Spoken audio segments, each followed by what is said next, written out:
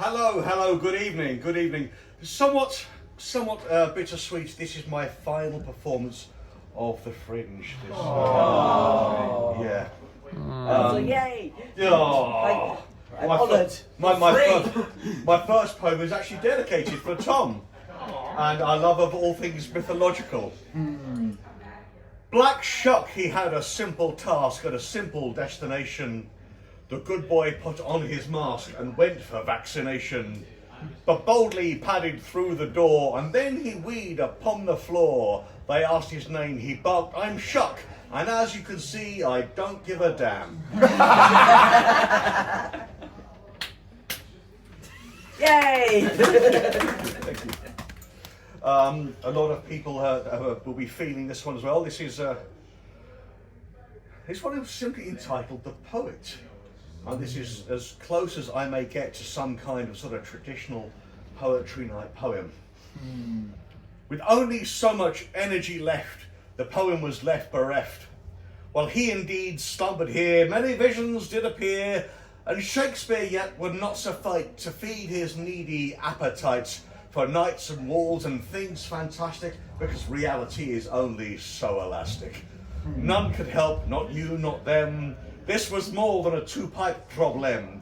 So he went to see Sherlock, who was a decent sort when not a cock, and engaged the services of this consulting dick to see through the mist so thick.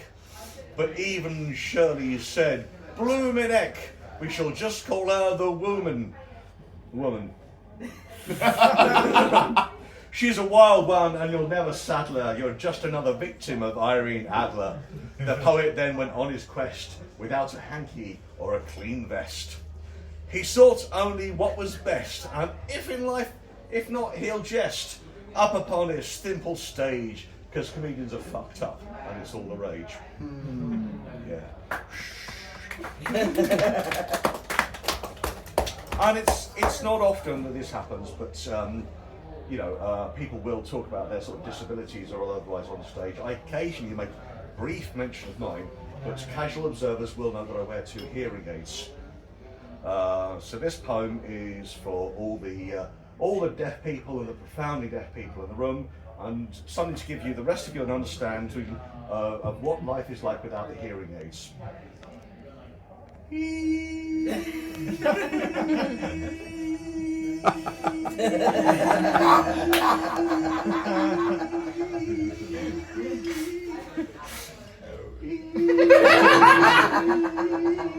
It doesn't stop, it's a shitbag.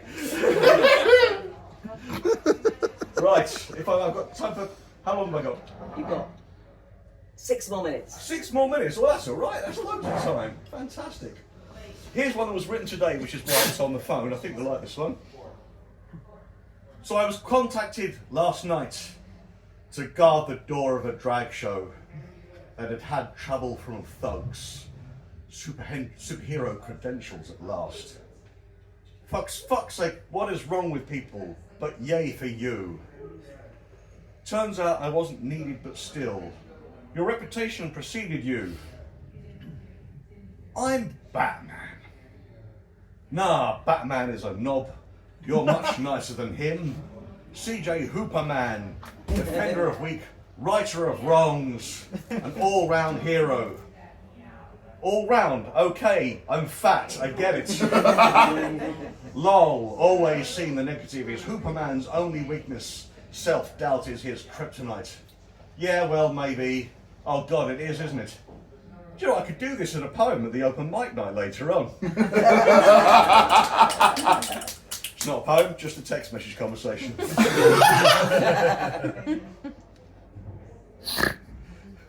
You're right there. 4 minutes, so we can squeeze in a couple, she said. My reputation preceded me then as well.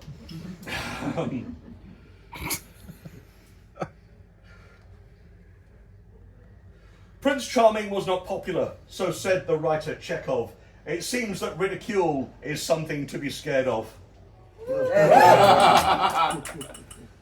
Not sharing the wealth can be bad for your health. When it comes to absolution, he was killed in the revolution. Killing princes is punching up, right?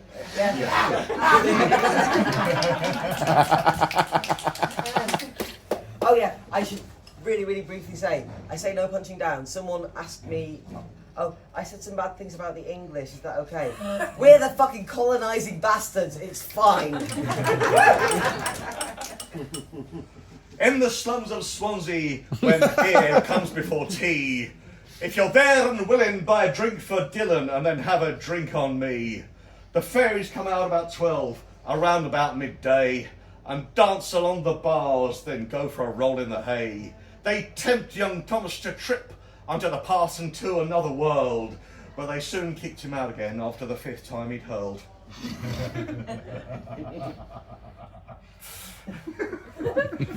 It's a sick joke, come on. It's great. And here, the final poem.